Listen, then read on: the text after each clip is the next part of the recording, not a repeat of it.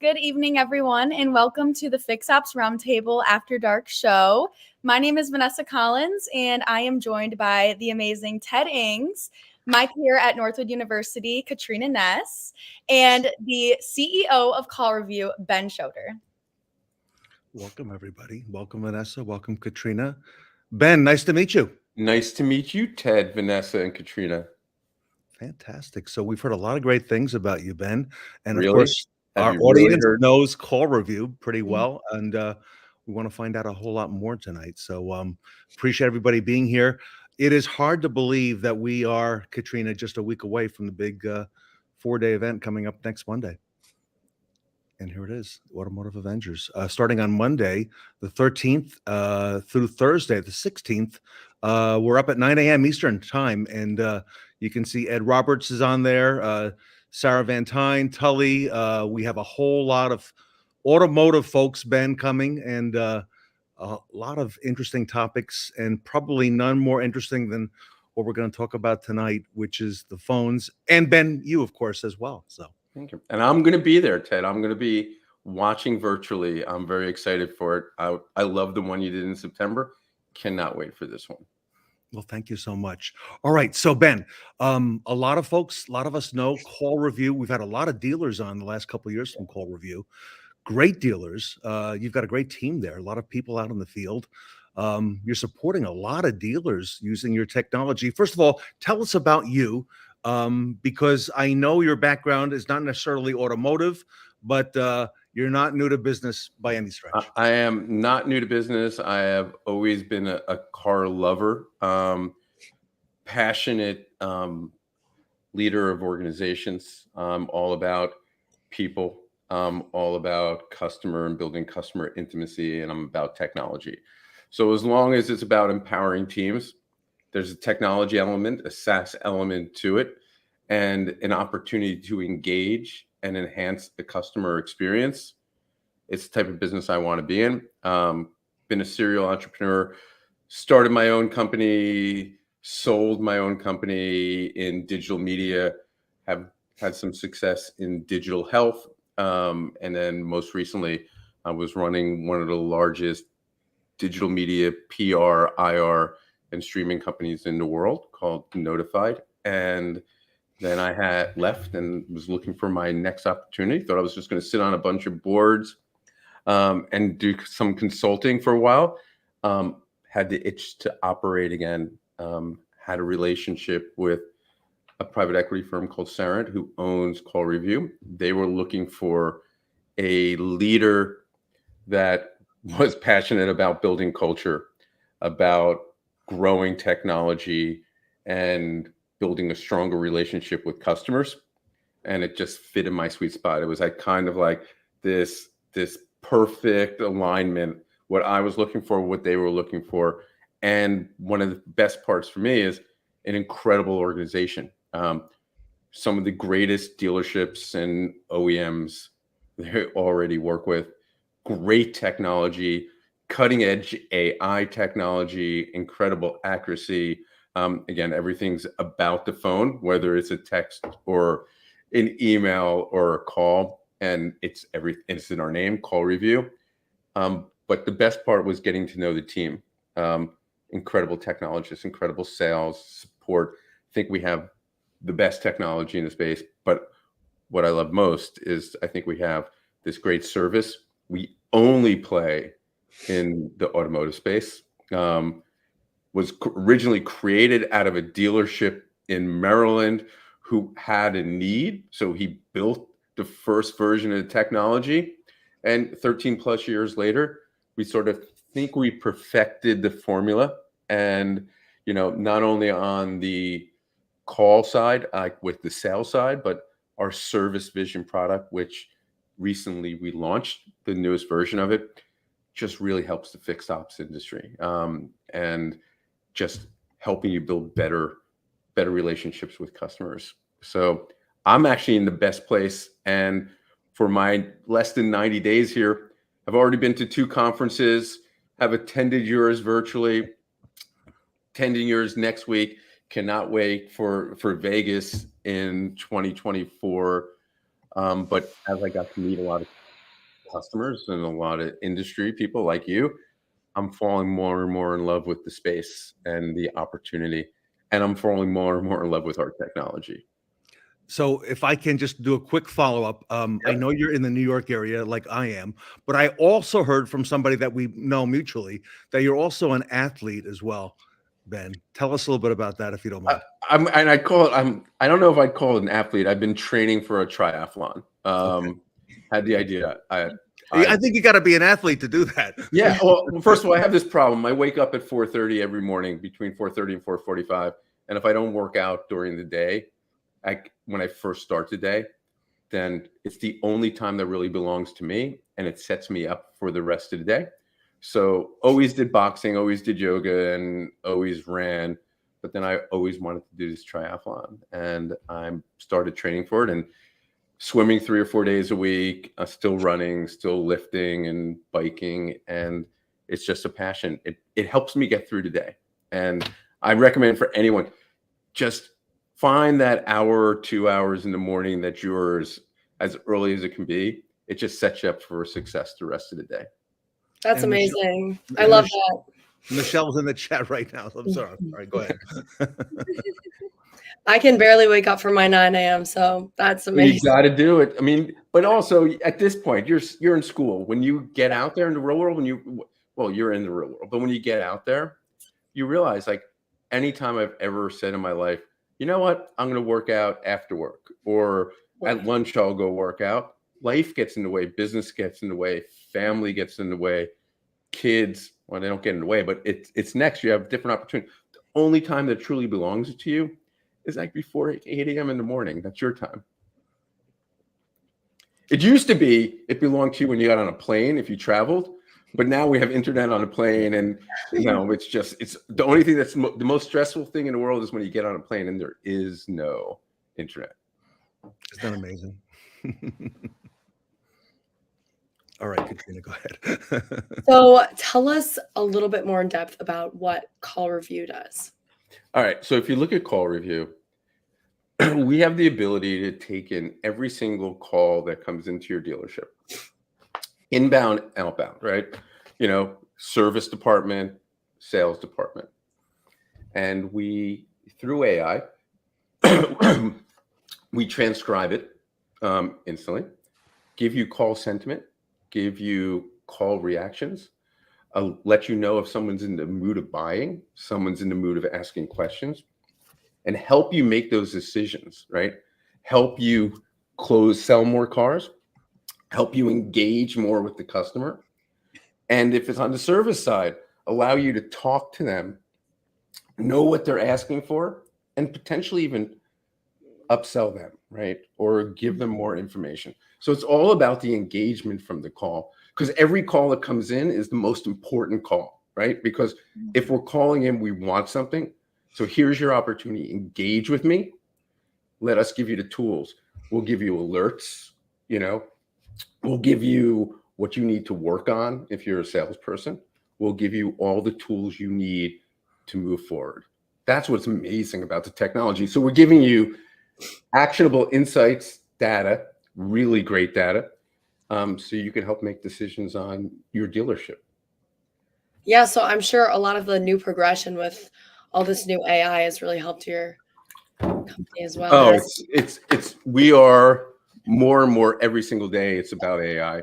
We love AI. It is the basis of our organization at this point, moving forward. Yeah, it's moving very fast. It's moving very, very fast, but it is beneficial in the car industry. It is beneficial in any industry, Yes. but especially in this industry. Totally. Absolutely. Okay, so Ben, as the new CEO of CallReview, what is your vision for the company, and what are the product plans for 2024? Wow. All right, so it's a couple things. Number one, constantly be innovative, right? We want to innovate and disrupt ourselves. We can't rest on the products we have. We got to constantly make them better. We got to constantly engage more with our customers. So as 24 comes, you're going to be seeing a new version of our sales product. You're going to see updated versions of our market vision product. So every single product we have, we're going to constantly enhance. We're going to engage with our customers more. It's like really important to us. Listen to what our customers have to say. What do they need? And let's add it to our technology and our products. Wow, powerful Nice. stuff. Yeah. Right. Good questions, guys. So appreciate that. So, by the way, Ben, about approximately, I won't hold you to this. Yeah. Approximately, how many dealers or rooftops is CallReview in North America ballpark? Well, if there's 16,000 dealerships and 16,050 in the country about, we're at about a little over a third. Wow. That's amazing. Ben, that's a huge number. That's a huge portion of it all. Yeah. I mean, and we're excited about it, and we want to keep on growing. Ben, And when a engaging. lot of tech companies in our industry get to like 500, Yep. 500 dealers, which is not easy to do, that first 500, they consider themselves in the big leagues, okay, at 500. You're 10 times, okay, that number and growing. And, I've seen and witnessed it a lot, okay, the work that you're doing. So real important stuff. So we were talking in the green room before we Right. got started today, and we were talking about trends that we're seeing at the Fixed Ops Roundtable. And by the way, more phone calls come in, and Ben, you can validate this, I think, on the fixed ops, especially on the service side, than for anything else in the dealership. What do you say? 100%. I mean, and it is the greatest opportunity for the dealership, right? It's already existing customers calling. It's new customers calling. It's cars that are out of warranty calling. So here's an opportunity, build this relationship with the customer, give them more, but you got to answer the phone and you got to respond, and that is really what we're all about. How do we get that call in, get it to the right person, and get a response as fast as possible? So there's a lot of companies out there using AI and have been using Yep. it for a while. And I know because they speak to me, they come to the Fixed Ops Roundtable and they say, listen, we use AI, this is offline, off the record, of course. They'll say, we use AI in this, and this. They go, should we talk about it? Okay. Because a lot of companies that use it are, not quite sure whether they should mention AI or not. Okay. But you're right. Our industry is one ready to be disrupted. Okay. And AI fits perfectly into what we do because a lot of those phone calls coming in are routine phone calls. They need to be answered. They need to be directed, and they don't all, require the same assistance they did in the past. Well, think of the power of, here's what you're supposed to look at AI as. It is about, it gets smarter every single time, right? So it takes in the call. The first time, it's just like a human transcribing it and giving information. But every time it's learning and learning and learning and learning and learning and learning. So the more data you put in, the better data that comes on the other side. So it is better than a human in the element of it's just going to constantly get smarter and it's going to pinpoint what helps, whether it's on the service side of the business, the sales side of the business, or just the support side. So that's how you have to look at AI. It does not take away, you still need humans. It's going to be prompt engineers, communication engineers. It's going to open up opportunities, not in this space, but the CEO of Adobe put it the best way I've ever heard anyone put it. He goes, AI, is it going to take jobs? Well, maybe it's going to take some jobs, but really what it does is it takes away the fear of the blank page, right? It's not supposed to write it for you, ChatGPT. It's supposed to help you get it going. So the best part about AI is it can actually look at whatever we bring into the system and say, whoa, out of 1,000 phone calls that you had last month, 993 mentioned this. Guess what? We better do something about that. That's the power of AI. It's about the data and insights you get. It's not about not humans. It's not about where it's going. And actually, in a lot of ways, it's safer and secure because it is in a private loop. It's your technology. We're not using, in our case, we're not using AI that's out there. Like when you go into ChatGPT and you're putting it out there, we're putting it in this closed loop. So the data stays private. Humans aren't touching that data. So it's staying yours.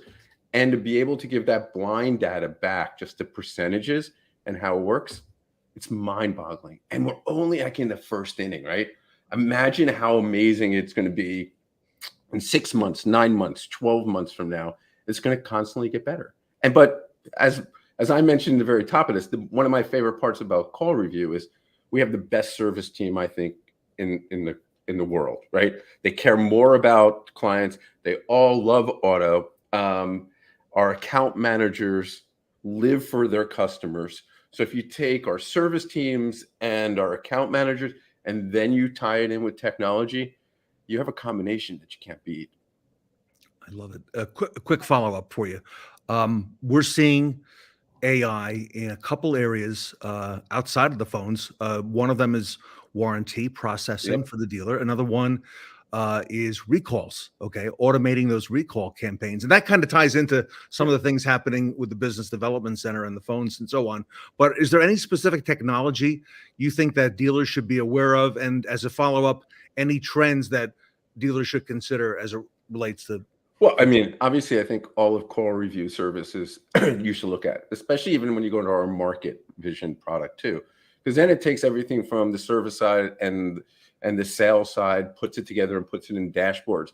But when you look at AI, like you were talking about for chat, right? How amazing is it if I could come to your site and ask a question and get an answer that's kind of instant to me, but more importantly, where AI is going to get where it's customized for me. So the answer to me might be different than the answer to you, Ted, but probably 100% different than you two, because Ted and I, similar ages, we both live, New York, New Jersey. So you're going to know something about us. The two of you in college, one about to graduate, one graduating. The AI will know, like, all right, this is more what you're looking for because it can customize it. That's where I really think the future of it's going is when I log on, it's going to know, hey, I know a lot about Ben. I know what kind of cars he's bought in the past. I know all the service that he's had done in the past. Can I customize my message for him without someone looking on the computer really fast and going, all right, what do I know about him? What record? Where is he? It's all in one place. That's powerful. And for me as a customer, I love it because I feel like, all right, you've done your research on me, you know me. It's sort of like when someone comes for a job interview, if they didn't go on LinkedIn and looked at you first, or they never went to your company's website, you're going to be like, did you really just do your homework? Here, use AI to do all the tasks that no one really wants to do, like that research stuff, bring it to you so you can make, actionable decisions. That's awesome. I That's think it's cool. amazing. So, a little pivot. What do you think our dealer focus should really be in 2024 when it comes to things like call management or fixed operations? And again, AI, because we've been on that conversation topic for a little bit. You know what? Where I'm focused on our company about how do we build better customer intimacy, I think the same thing should be on the dealer side. How do I build a more intimate relationship with my customers, the people who are buying our service, buying our cars? How do we engage with them more, not just transactionally? And I think that's where technology sort of helps. That's where, going when you call into service, not only taking the call, knowing what I've had done last time, knowing what I need, scheduling my appointment, just giving me information back. So I feel even more valued. And Right. more value doesn't mean like, don't send me a birthday note. That's nice, but it's not just about a birthday note. It's about anticipating a little bit what I might be looking for, or when I do have an issue, make me feel really special. Right. And I agree. I think customer focus is so important because that's what the customer takes away from the experience. Like they're taking away the customer, how they were treated and like how the process went. And like if you think about it, you go into a restaurant for the first time or for the second time and you get horrible service, you're not going to go back there. The same thing's with the car dealership. If you want to sell something in the first place and you want to bring your customers back, service is so important. Well, and then if you go, since you're using the restaurant analogy, it's not just how did service make me feel? Did they remember me when I came back and they send me a free piece of cake for dessert, which cost them nothing, or a drink to begin with because, oh my God, welcome back for like the 85th time. Or there's certain hotels that you stay in, they know who you are. And when on your 10th stay, there's a bottle of wine waiting in your room. you sit there and you go, I love this place, right? Because they know who I am. And service goes back. When you stay at a fancy hotel and you ask someone where the bathroom is, good services, they don't go down that way, make a right, then make a left down that hall. They walk you to it, right? A not great place is going to sit there, tell you, go straight, make a right, make a left, and you're on your own. It doesn't take a lot to just make me feel a little special. Yeah, totally. And the littlest things, like you were saying, go the longest way. Yep.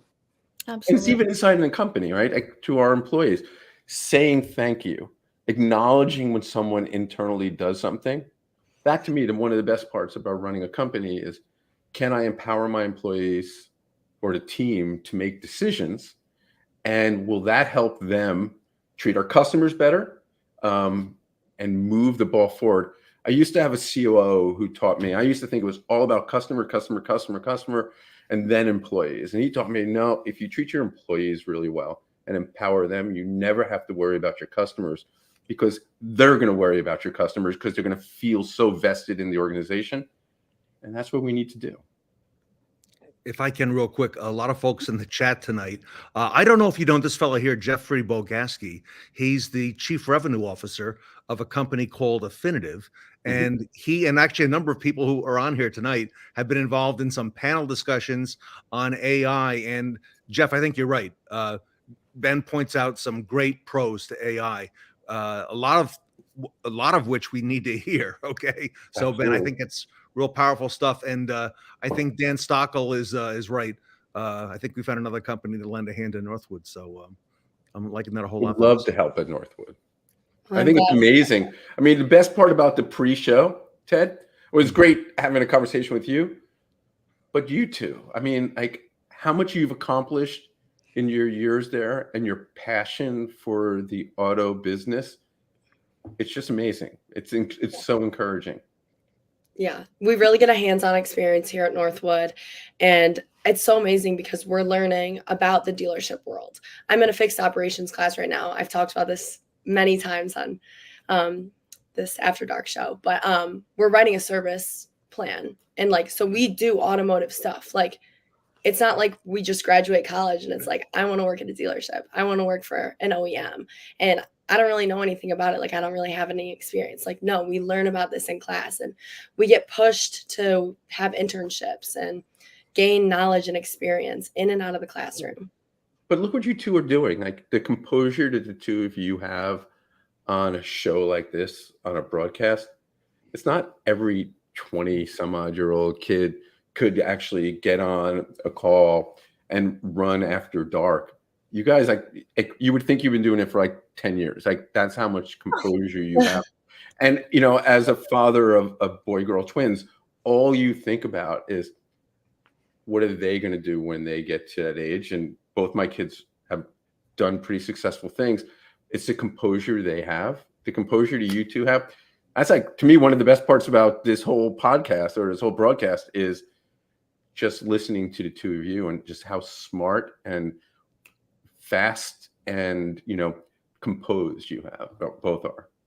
Thank you, Ben. so I'm much. gonna be out of a job here in a few months. So listen, we're all going to be out of a job. Real quick, Katrina, don't you have a big dealer presentation coming up on Wednesday where you're presenting that fixed operations plan to dealers up there in Michigan?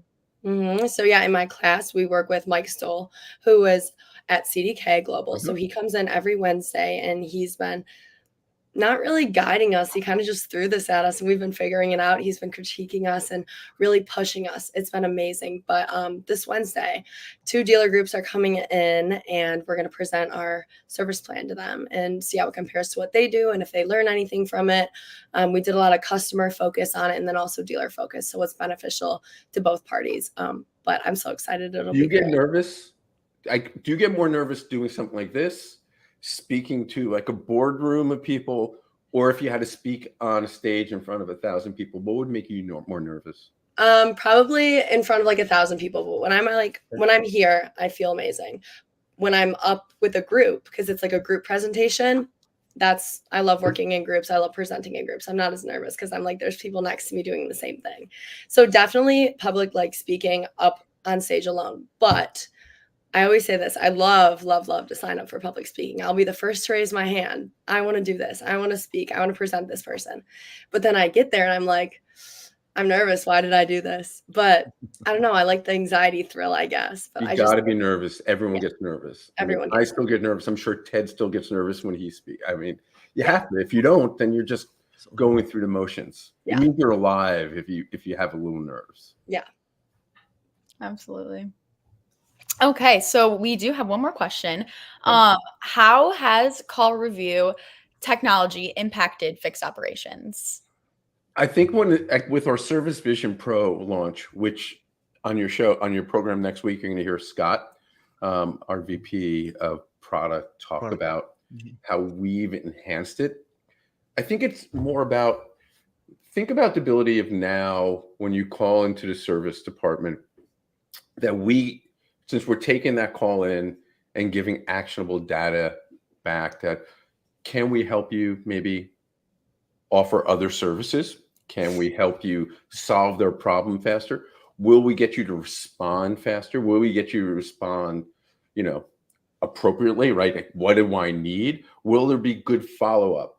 Will we learn from this call that, you know what, we're going to train our team to do it this way, or we're going to train a team, maybe we could have done this a little differently. And to me, that's what it's all about. How do we just keep on moving the needle a little bit further, making that department even more successful? Because let's face facts, like in today's world, your fixed ops portion of your dealership, in some cases, might be the most profitable portion of your dealership, right? And it has the opportunity to keep on growing. It doesn't matter. I mean, if you have a good relationship, you're going to keep on going back. It's also one of the areas that after I'm out of my warranty, I have a choice. If you're not going to respond to me, sort of like that restaurant, you're not going to respond to me, I could go down the road to a service station. I could go down the road, get my oil changed at some, Jiffy Lube type place. But if you respond to me, make me feel like a valued customer, give me the information I want, timely, I'm never going to go anywhere, because there's nothing like the service you're going to get in a dealership if it's done right. I mean, and for someone my age who has had lots of cars, into cars, when it's done right, you sit there and go, this is the perfect experience. And when it's not done right, you're like, all right, I'm just going to drive down this road and I'll go somewhere else to get it done. I learned a lot tonight. I don't know about you guys, but I learned a lot. Yes, it was awesome. Hey, Ben, first of all, congratulations. Thank on you. all the success that you personally are having and CallReview is having in the market. Our industry loves CallReview. Thank you. We're going to hear more about CallReview, everybody, on the upcoming event. We want to be sure that you join us. I still see people coming in on the chat, but I want to remind everybody that the big event is coming up next Monday. So, Ben, what we decided to do is we made all the tickets complimentary a couple years ago, and we found that we increased our audience like tenfold by doing it that way. So everybody, the tickets do not cost you anything. Go to fixedopsroundtable.com. You can register there, and if you register in the next couple days, you will be getting all of the text alerts, Ben. We actually get permission from our attendees to text them with the agenda of the show as to who's coming up next in 15 minutes. So you'll get all that by registering at fixedopsroundtable.com. And I want to thank Vanessa and Katrina, and most of all, Ben and CallReview for being here tonight. Well, thank you. Great stuff. I love it. Yes. Super. It was awesome. Everybody, so we will see you, of course, next week at the big show. And on Wednesday night, right, Vanessa, Wednesday, we have Marco. We have the most famous technician in America on the show on Wednesday night, Marco Zwanenberg. So you don't want to miss that, everybody. And on behalf of CallReview and Ben Chodor, I'm Ted Ings, and we'll see you on Wednesday night.